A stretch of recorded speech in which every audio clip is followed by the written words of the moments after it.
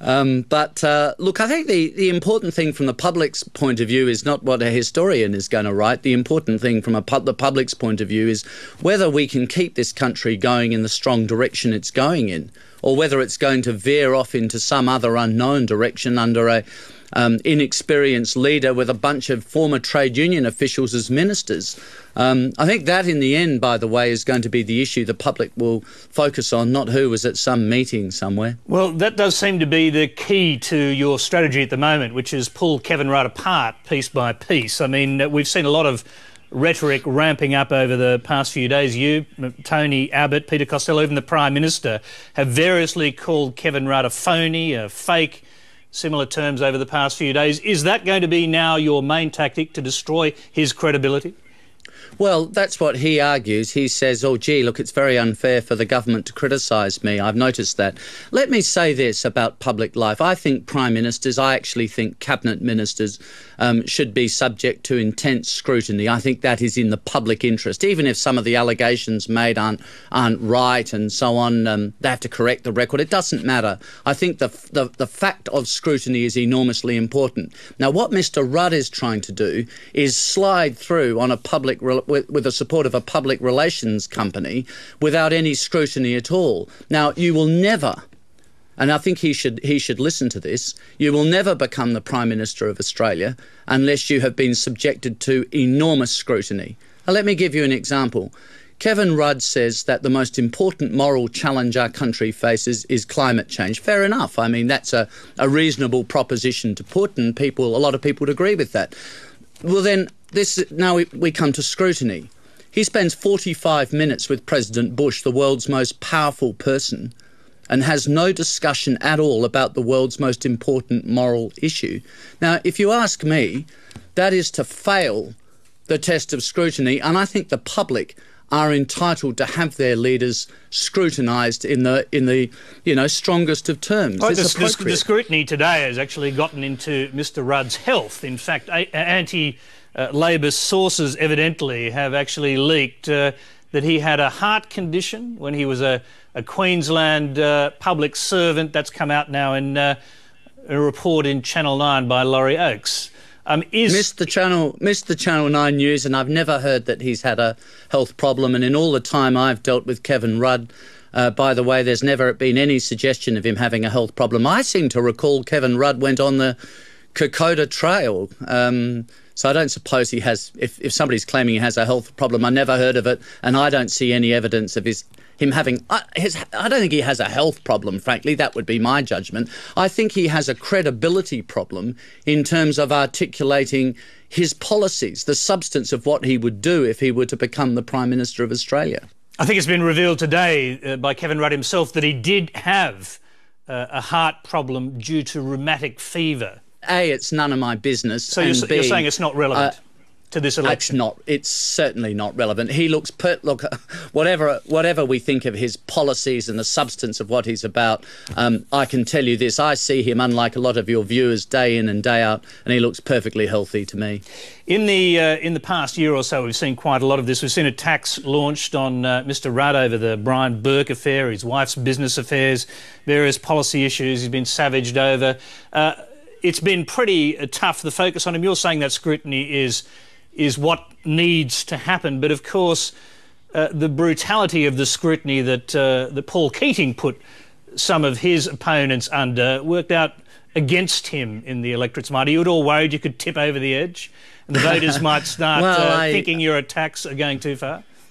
Well, I think Paul Keating was a bit more than putting people under scrutiny. I think your viewers, many of whom will remember him as the Prime Minister, will recall that the foul-mouthed abuse that he dished out was really just completely beyond the pale and utterly un-prime ministerial. No, I think a different point, by the way. I don't think it's about the personality or whether you like Kevin Rudd's hairstyle or whatever it is. I think it is about the substance. It's about... and I've mentioned one example, climate change. It's the pokies. He gets a front page story saying he's really opposed to the pokies, but when he's put under questioning, he says, well, there's nothing I can do about it. That's a state responsibility. He says he's very concerned about increases in grocery prices, which is fair enough, but he's not actually going to do anything about grocery prices. He's concerned about increases in petrol prices, but he's in favour of doing more to address CO2 emissions, which presumably, by definition, is going to lead to higher petrol prices. It's just that the substance doesn't stack up. And in any case, whether you think it does or whether you think it doesn't, nobody should ever be allowed to become the Prime Minister of this country, the most powerful person in the land, without being subject to enormous scrutiny, at least in terms of their policies. You mentioned earlier he was pinged on not having the detail in his head about the tax rates. You've got them in your head, have you? Yeah, well, I'm not aspiring to be the Prime Minister, but I mean, you know, that of course is not a trick question. It's a predictable question, so maybe it's not fair to ask me. But I know that the highest tax threshold comes in at $150,000. Could you actually go backwards and do them all like the Treasurer did in Parliament today?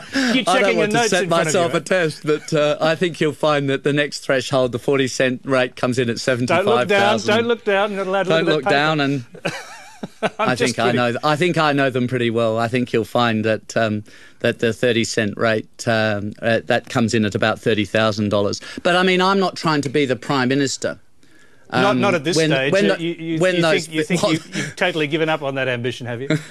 Well, I was the leader of the opposition myself, and that was admittedly a very long time ago, and I think that was my chance, albeit a fleeting chance. Alexander Danner, I'll relieve you from having to look down at that bit of paper that's obviously got the tax rates written on in front of you. You're very wise. How can you be so cynical? Well, if I was Kevin Rudd and I wanted to launch a tax policy, I think I'd first of all learn something about the tax rates before I did so. Just by the way, you have completely ruled out ever being Prime Minister, have you? Is that what you just did? Yes, I don't think I shall ever become Prime Minister. Hard as that is to swallow. I tell you one person who's very happy always to see me say that, and that's my wife. Alexander Downer, let me just quickly go to your own portfolio area where otherwise we would have started. Last night, John Bolton, the former US ambassador to the UN, told us it would be absolutely right for the United States to attack Iranian nuclear facilities with limited airstrikes to stop Iran getting a nuclear weapon. Do you agree with him? Well, I wouldn't put it that way. No, I think what the situation is this, that the United States will never rule in or rule out the use of force. They simply don't do that, and I think that's entirely understandable. And I think the Iranians need to understand, and the French foreign minister made a very fiery statement about this just the other day.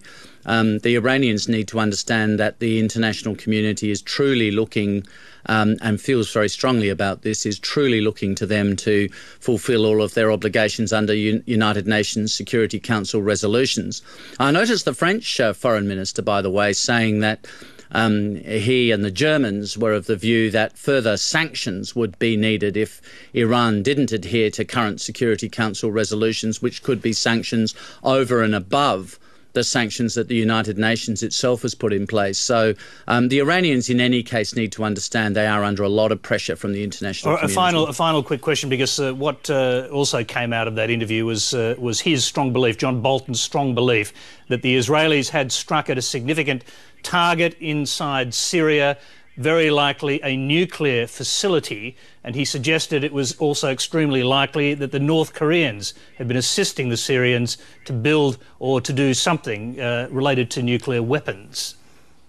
Well, first of all, I haven't got any confirmation of any of that, and I simply have to admit that I don't know.